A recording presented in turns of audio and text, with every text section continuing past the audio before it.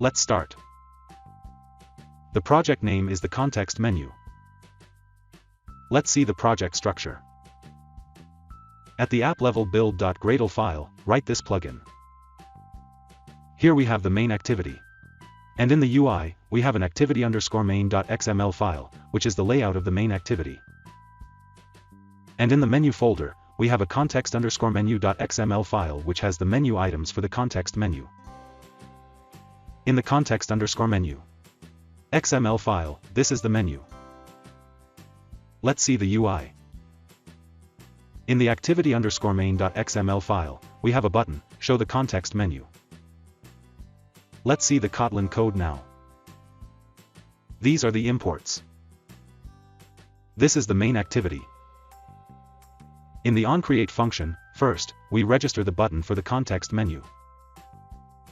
When the button is clicked, we call the open context menu function and pass the button view in it. In the onCreate context menu function, we inflate the context_menu.xml file. In the onContextItem selected function, we check which menu item is clicked by the user, and then we show a toast accordingly. Let's run the app.